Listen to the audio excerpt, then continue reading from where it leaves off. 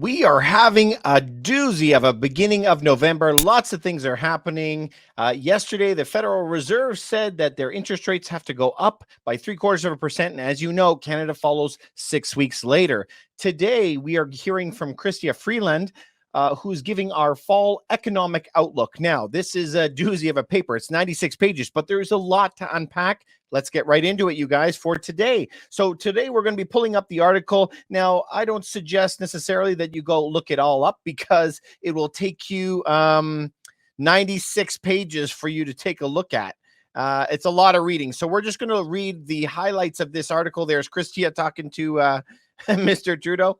So our deficit is projected to be $36 billion next year. Deficit, remember, that is not the total debt that we have. Now, there's a couple things I have to say here. The risk that Canada will enter into a recession is rising. Now, I have an issue with that, you guys, because as you guys know, I've been saying that we have been in recession since the war started. You know, anybody who has any economic training whatsoever has looked and seen that, 2 negative quarters is going to have a recession. But now we're trying to change the definition of that for whatever political gains from whatever country. So this channel is not about left, right, red, blue. We always say it is on the side of business, and this is what we are trying to focus on, is getting these countries back into a stronger economic footing.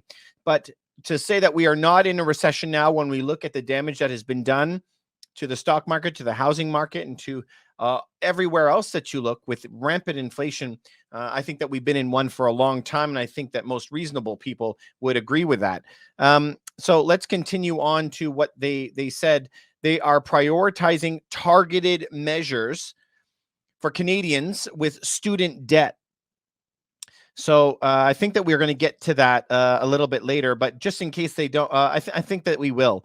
And they want to tax on share buybacks on large corporations, which is a good thing, as well as launching a Canada Growth Fund that is meant to bring new private investment to help emissions and create new jobs. I want to comment on that right now because a Canadian Growth Fund meant to bring in private investment to help reduce emissions and create jobs. We always want to bring that up on the channel. I love Rich Dad, Poor Dad. And if you go to look at Rich Dad, Poor Dad, he has an accountant. His name is Tom Wheelwright. Now, this book is more of an advanced book, Win-Win Wealth Strategy. But if you notice, it's called that the investments that the government will pay you to make. If you open up that book, and I'm just going to randomly open a page, you'll be able to see that there's a lot of different countries that are included. And because most countries all are based on the same thing, the government costs a lot of money to produce things. And so if you read Tom Wheelwright's book on tax-free wealth, which I suggest that you read, that book always says that if you can provide housing, jobs, food, energy, or technology, if you can provide those for any country, that you're going to get tax breaks for it anyway. So these tax breaks have been around before.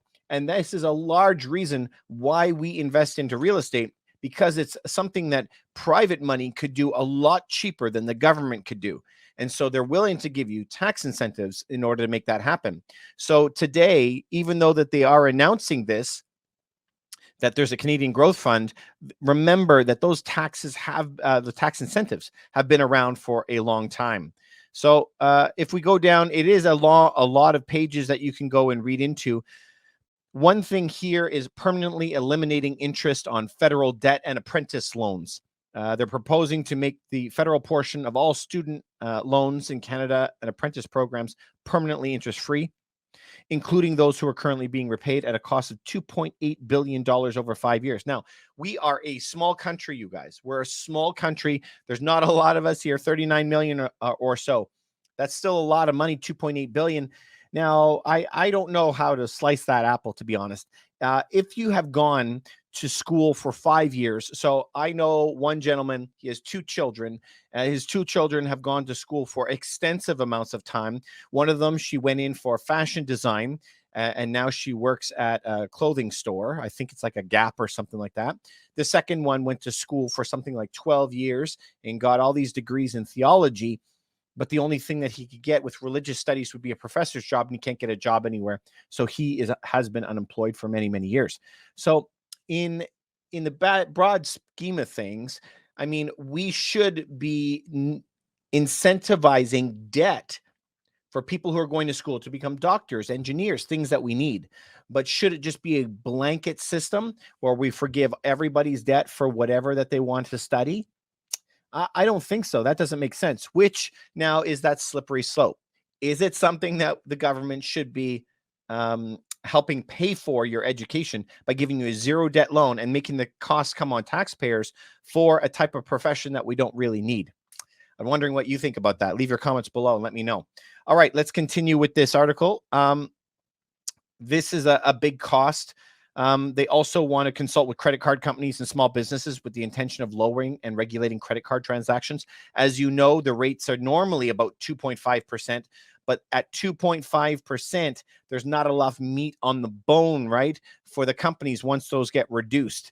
And now that there's a lot of inflation, we know that the laws have changed in Canada as well, that if vendors would like to charge that to the customers, they're allowed to do that now. Now, there are some requirements around that, but we'll get into that another day. Okay, so this is some of the things that they are doing. I'm glad about tax-free savings account for first-time buyers. Now, this has been made before. Now, this is mainly for our Canadian friends, but there's similar versions for the United States as well. Remember, TFSA is tax-free savings account. It's kind of like a Roth IRA. So when we have that, it's that you pay taxes on your money, and then so it's post-tax, and then you keep it all. Or beforehand, our RSP, registered retirement savings vehicle, is you don't pay tax on the money, but you have to pay tax at the end. So you pay tax up front and then never pay tax, or you don't pay tax up front and never pay tax. This is the new program. You don't pay tax moving into it, and you don't pay tax moving out. It's the best of both worlds. So the other two, you had to pay tax on one end, one or the other. This one is you don't pay tax in and you don't pay tax out. So that is a good program, considering that we have such a spiraling gap in those home prices.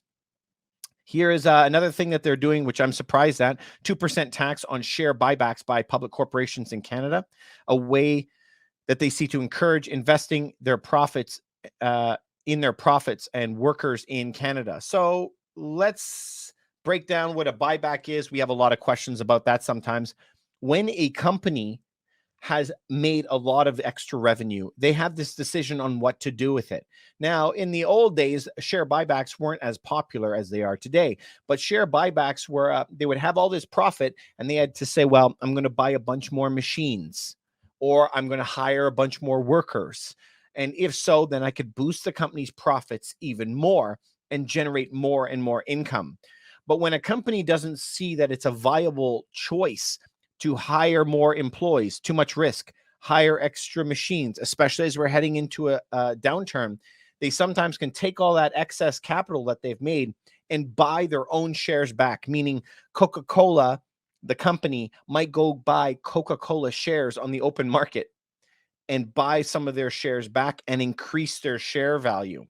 So this happens lots of times. So we want companies to be investing their money back into the companies to make the companies even larger and stronger, create more jobs, and create more tax revenue for the governments. So we have to pay attention to that. I think it's a worthwhile thing to tax that. I'm wondering what you guys think about that. I think it's worth it.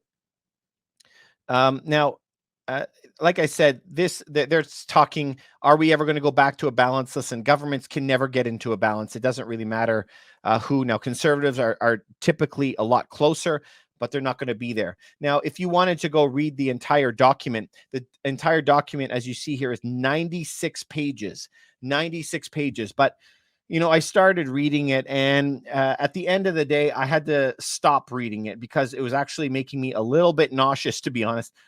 If you go and read it, it ends up being a very political piece to it, because you can make it look however you want. If you go to ancient Egypt and read all the hieroglyphs on the wall, you were like, my goodness, they won every single war that they ever started. So why aren't they still here, right? And history has been that way, that the historians and the rulers at the time would paint the picture. So even if they went to battle and lost, they would come back and write on their walls for history to say that we conquered. So this, to me, when I was reading it, a lot of it was off. But that was me. You guys let me know what you think. Just to give you one idea, do you see this population growth here? It shows that Canada is off to it's going straight up. And all the other countries are not good, not good, not good everywhere. Now, as you guys know, there is such thing as healthy populations. And for a healthy population, we need a lot of young people. Obviously, the more you age, the more people can die of a disease and old age and stuff. And so you have to have a few people that are older, and then every age bracket goes down. Now, they are saying in this graph that the population growth is going to the moon, right? Going straight up. So that is just one example I want to show you. If you take a look at this number, they're trying to brag about it. But if we go to StatsCan themselves, we can see that it's not a healthy population pyramid at all. As you can see that it actually has this bulge, which is the baby boomers at the top, and then it drops off like a cliff, very, very small underneath. Now, if you go look up just demographics of Canada, you go online to Wikipedia, for example, and just click on the picture on the side of that. So they were bragging that the population is incredible. Now look at this graph. We can see that all those people after 60 years old, the population just misses out. It is supposed to continue out like a pyramid. That's why it's called a pyramid. Where are all these people? Where are all these people? And so if you go and type in, again, just type in any page that you want on Google, what a proper population pyramid would look like, it would look like a pyramid. If you take a look at this, that is what it would look like. It would look like a pyramid. That's why it's called that. Now, you can go look up what populations pyramids are, but as people age, they'll die.